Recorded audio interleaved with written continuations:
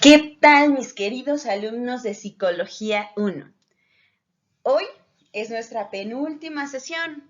Ya estamos a una sesión de terminar. Pero antes, en esta ocasión vamos a poder visualizar nuestro enfoque de psicología, lo que venimos hablando desde un inicio, integral, de manera holística, pero sobre todo aplicada al campo laboral en el que tú estás. Así que vamos a comenzar con la psicología de la salud como herramienta para la enfermería.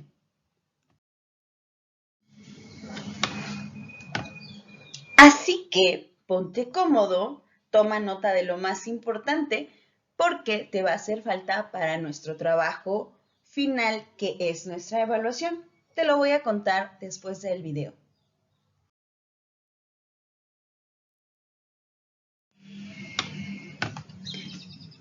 Recuerda que una conducta saludable son todas aquellas actitudes orientadas a la salud que cada persona adopta a su vez y que están influidas por el entorno social, el político y el económico.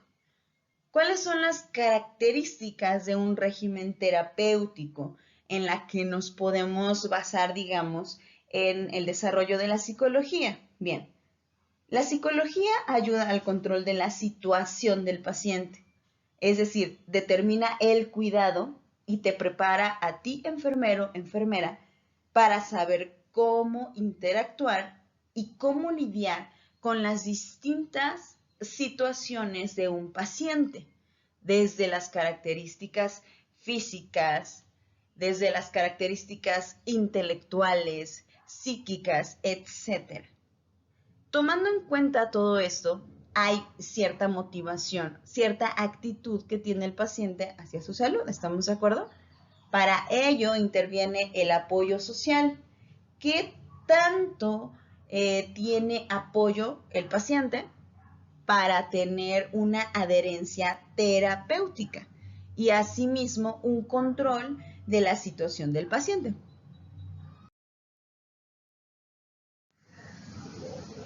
Retomemos.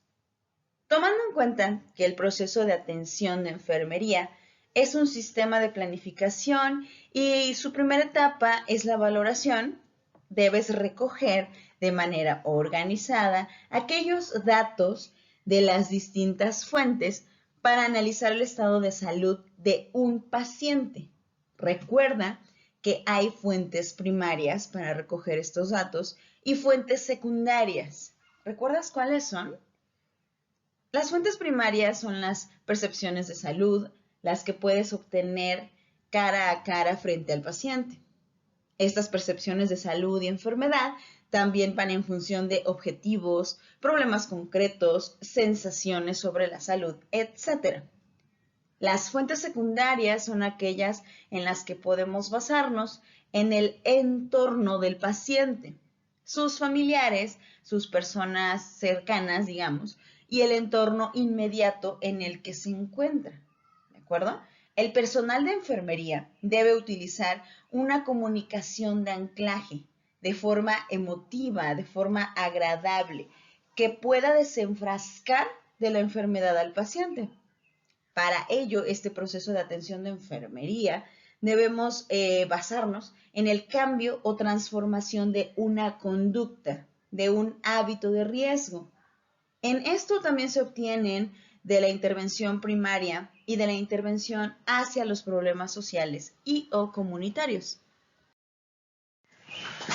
Asimismo, el aprendizaje y el aprender conductas saludables, digamos, también tiene algunas repercusiones en la conducta. Vamos a ver cuáles son. Recuerda que la psicología de la salud te brinda conciencia sobre la actitud, aquellos conflictos, aquel pensamiento positivo, aquella intervención en caso de crisis y a su vez te ayuda a proporcionar una atención de enfermería de calidad. Como lo podemos ver aquí en la lámina, estas contribuciones específicas educativas, pero que también se consideran científicas y profesionales en la psicología, intentamos promocionar, mantener, prevenir y otorgar un tratamiento de aquellas enfermedades. Recuerda que las enfermedades tienen un prepatogénesis en la que se parte de un hombre sano y también la conducta depende de aquel significado emocional y de aquel rol de enfermo en el que se sitúa nuestro paciente.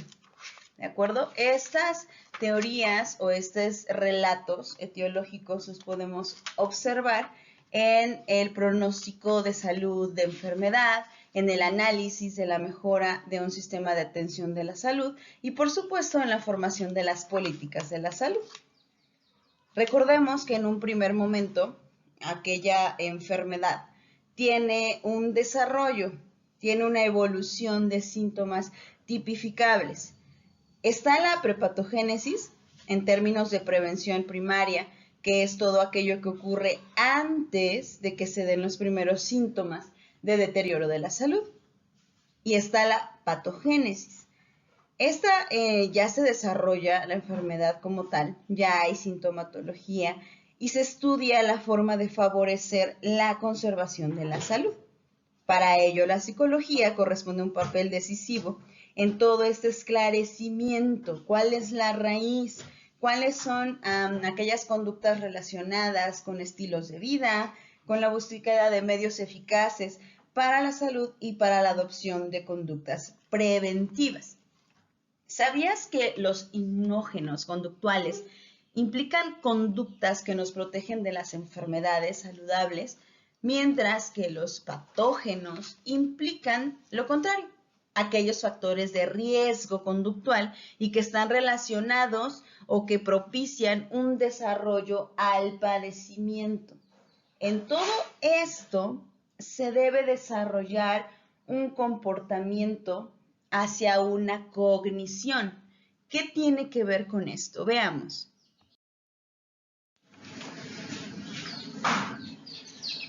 Se han efectuado ciertas investigaciones en las que, por ejemplo, aquellos síntomas en un término acto, éxito motor, hay o no una ideación consciente para explicar una conducta de los pacientes, por ejemplo, sonámbulos. Recordemos, por ejemplo, las respuestas condicionadas de estímulo-respuesta. Pavlov, que decía esta respuesta está condicionada y que lo demostraba de forma experimental en aquellos eventos en pensamientos humanos y que pueden producir cambios fisiológicos tan dramáticos o tan eficaces como si se produjeran por estimulación natural, ¿de acuerdo? En el siglo XX se observó un cambio estadístico. Este cambio fue en la prevalencia de la morbilidad y de la mortalidad. ¿Qué quiere decir? Se pasó de enfermedades infecciosas por no tener o por la ausencia de medicamentos a la predominancia de las enfermedades crónicas degenerativas. Lo vimos en las líneas de investigación, las cuales estuvimos analizando, por ejemplo, en la relación mente-intestino y demás.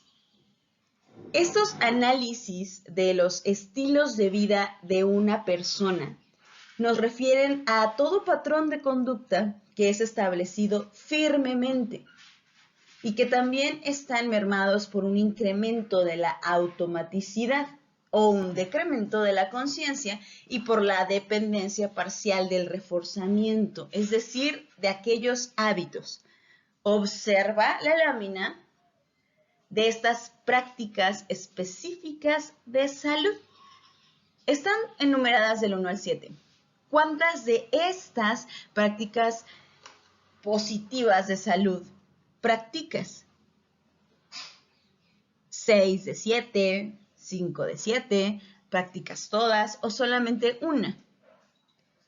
El dormir, el desayunar, el comer entre comidas, estar en un peso ideal, en fumar o no, consumo moderado del alcohol, realizar actividades físicas, están encuadradas en un mecanismo para provocar una respuesta, un boom, un cortocircuito en el proceso de reforzamiento.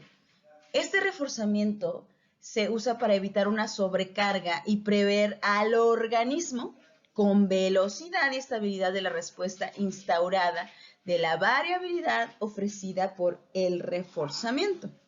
Por eso constituye un hábito.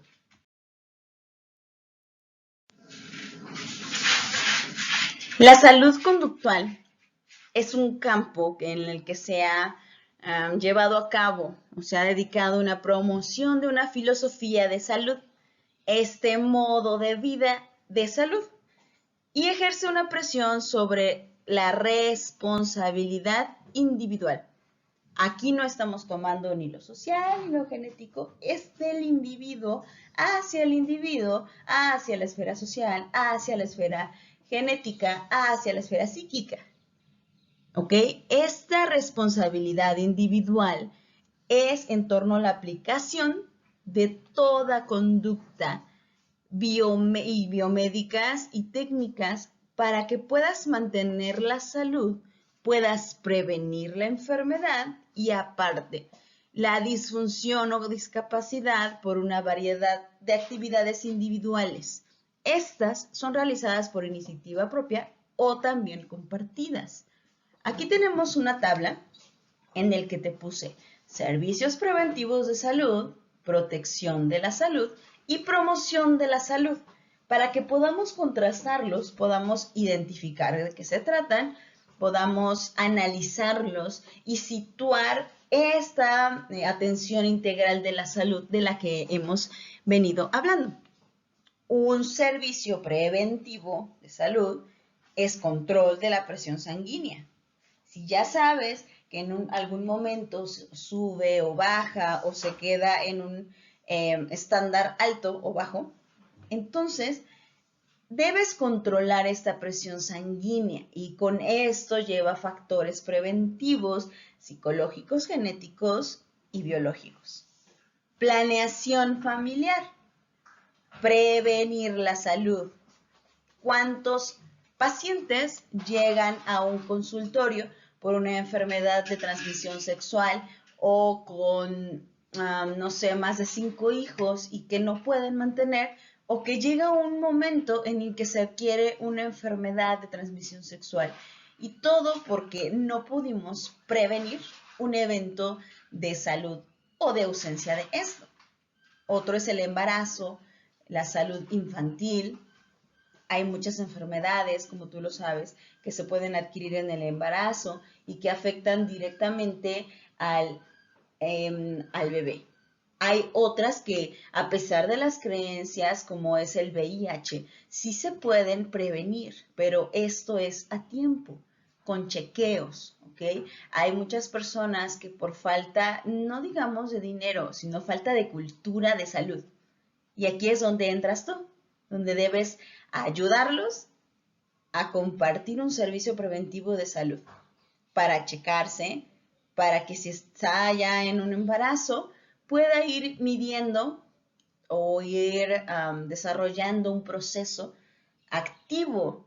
¿Cuántos casos hay en el que se dice que hay negligencia médica, pero realmente no las hay, sino que simplemente no se pudo o no se quiso prevenir un evento catastrófico como lo es la muerte fetal o el perder a un bebé? Salud infantil de la misma forma. ¿Cuántos están acostumbrados a llevar a su hijo o a su hija a las vacunas, a un chequeo médico? Generalmente es hasta que haya enfermedad, hasta que haya ausencia de salud, que es cuando llevan a los niños a la consulta. Y cuando estamos diagnosticando o cuando un enfermero y una enfermera está en este proceso de diagnosis, nos damos cuenta que no es la primera vez, que muchas ocasiones los padres tienen una relación o una influencia negativa en algún proceso de ausencia de enfermedad. Otros como la inmunización o enfermedades de transmisión sexual. Por otro lado, en protección de salud, control de agentes tóxicos, seguridad y salud ocupacional, tiene que ver con todo lo ergonómico, con todo lo laboral, porque también debes estimular una conducta de protección de la salud en el hospital donde trabajas o donde vas a trabajar. ¿Cómo? A través de la salud ocupacional, tomando medidas precautorias, tales como ahorita estamos en una crisis social, el utilizar cubrebocas, el utilizar gel antibacterial, el higienizar, etc. Son aquellas conductas en las cuales tú proteges la salud. Prevenir accidentes, prevenir control de lesiones, la fluoración y salud dental, que algunos no toman en consideración hasta que les duele un diente, vigilancia y control de enfermedades infecciosas. Por otro lado, tenemos la promoción de la salud. Esto refiere a tabaquismo y salud, abuso y control de drogas. ¿Por qué digo control? Porque no siempre son las drogas lo que constituye el mal, sino es el abuso, sino es, estábamos analizando, por ejemplo, el metilfenidato, en la que estas drogas y estas sustancias tienen una noción o una respuesta negativa en el organismo.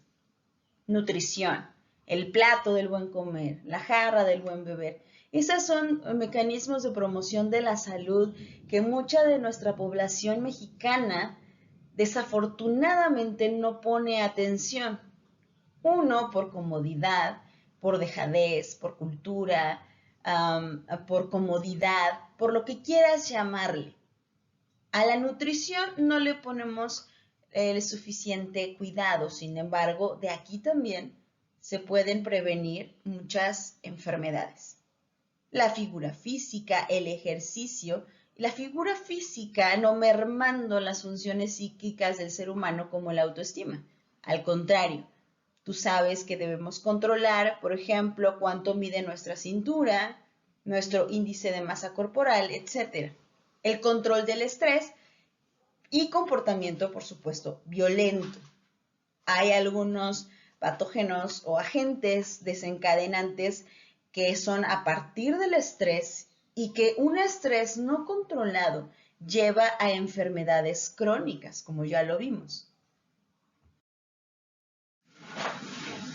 Entonces, querido enfermero y enfermera, ¿qué hacemos? ¿Cómo hacemos para que nuestro paciente esté motivado y adquiera y deba obtener una conducta de salud? ¿Qué es la motivación? Hablamos de motivación, estoy o no motivado, pero ¿qué es entonces? ¿Ok? La motivación es un mecanismo que influye en la conducta humana. Esta motivación o ausencia de nos guía hacia un logro de metas. Las acciones humanas que constituyen factores de protección o de riesgo para la salud son mecanismos muy complejos, pero también deben ser voluntarios, deben seguir decisiones explícitas y esto a partir de un proceso de motivación.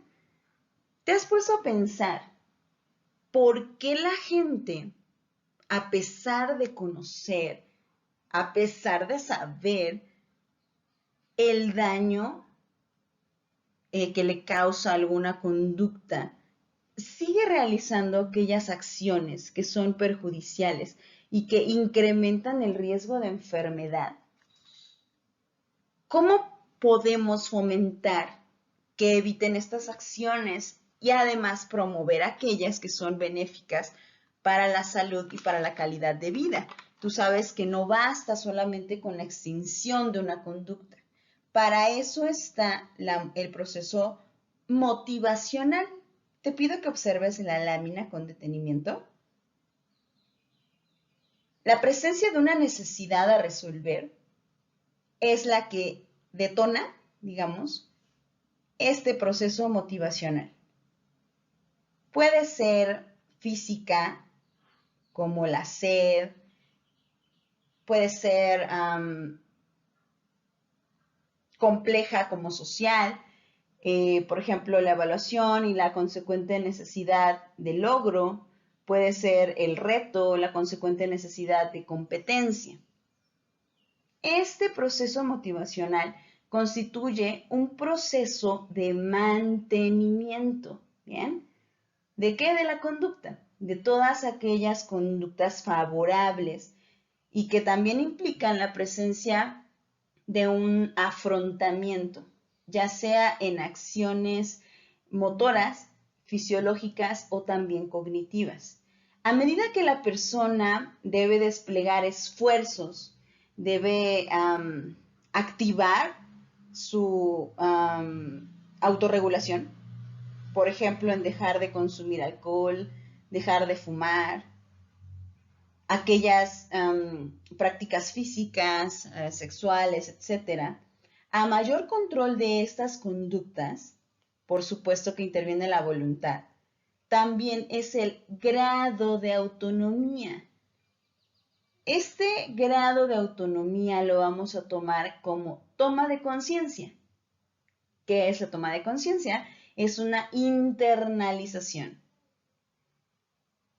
de aquellas decisiones, de aquellos procesos que conducen a un fomento de la motivación autónoma. Proviene de mí mismo y como proviene de mí, entonces ya la reflexioné y está controlada también a pesar de los estímulos externos, sigue siendo la misma conducta.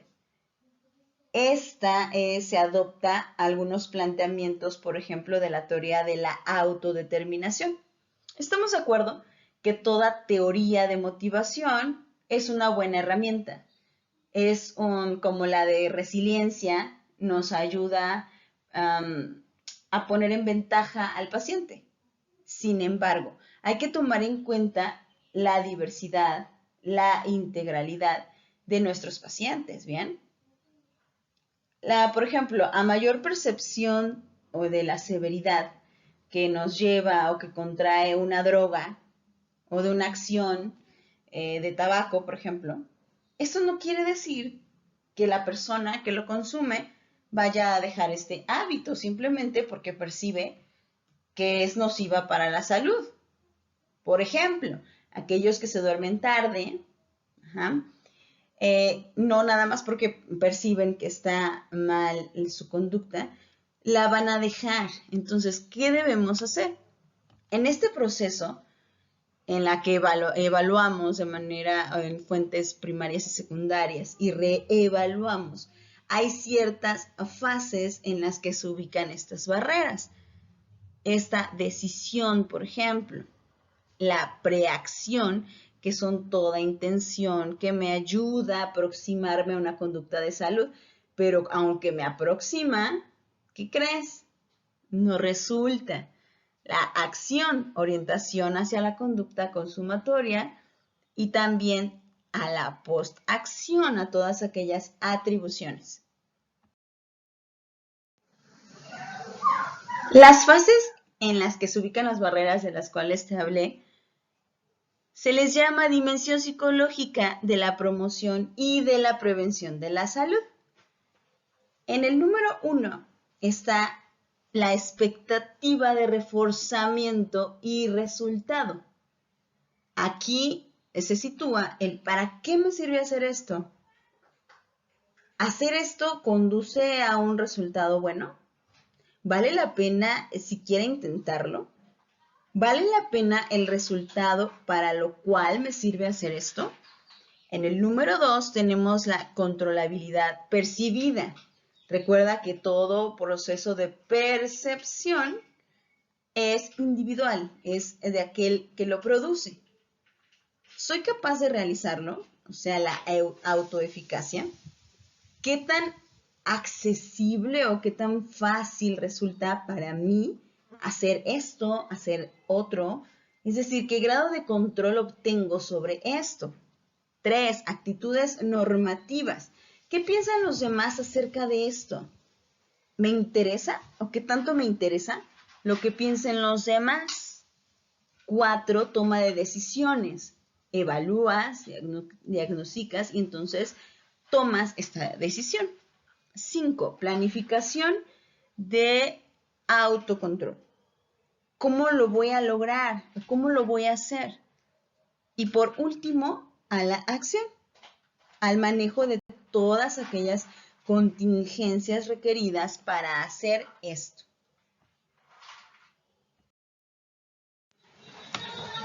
La intervención motivacional en el ámbito de la salud nos ayuda y se ha aplicado en aquella importancia para modificar aquellos hábitos y comportamientos en la prevención y en el tratamiento de enfermedades crónicas.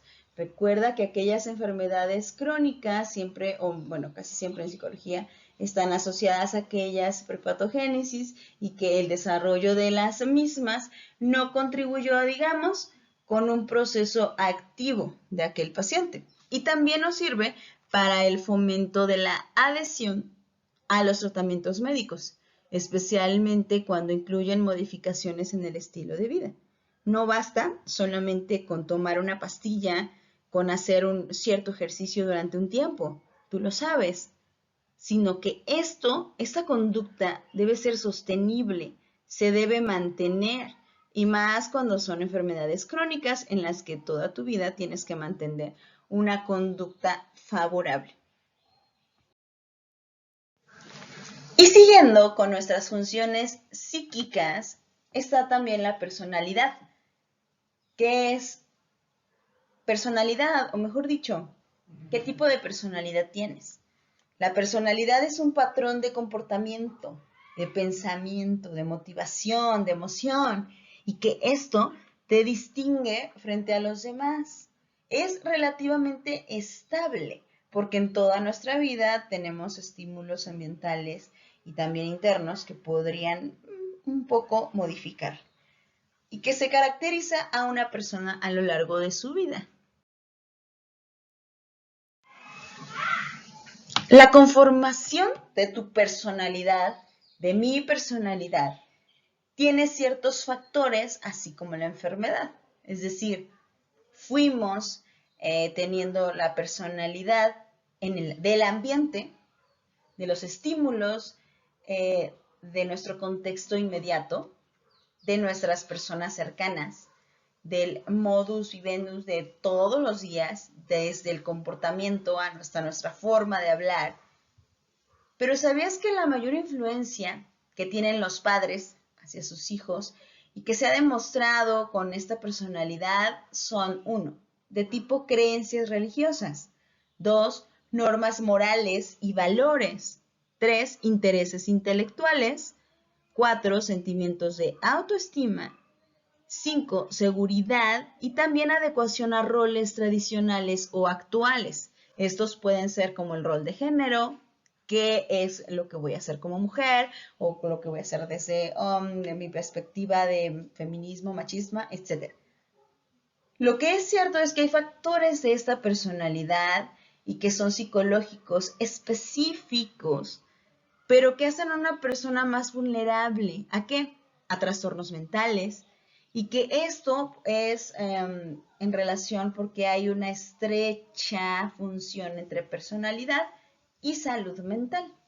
Ahora pensemos, una personalidad que es adquirida en años y que es resistente o tiene creencias, digamos, variadas acerca de la salud, ¿cómo podemos desde el PAE ayudarlos? ¿Cómo podemos desde la función de enfermería ayudarlos a pesar de la personalidad?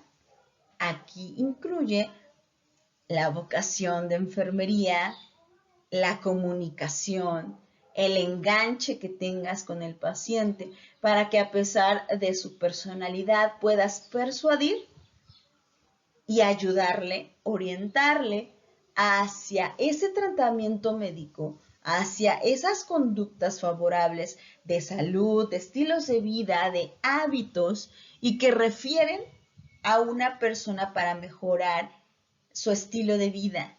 Acuérdate que siempre debemos llegar al estado del paciente que se llama bienestar. Si te has preguntado cómo se conforma la personalidad, hay 3 vertientes. Constitución, los rasgos físicos, óseos y musculares. Todos tenemos una personalidad a partir de esto, un temperamento. ¿Cómo reaccionas emocionalmente hacia un factor biológico? Es que tiene el temperamento de su papá, es que tiene el temperamento de su mamá. Pero ¿qué pasa con los hijos que son adoptados? ¿Por qué estas conductas y este temperamento se parecen? Si digamos que biológicamente, genéticamente, no tienen una relación específica. Y 3, el carácter, que son todo aquellos conjuntos de valores, de sentimientos y de actitudes, es decir, al afrontamiento a situaciones del entorno por factores culturales. Esto ha sido todo por esta sesión. ¿Alguna duda? Estoy para servirte.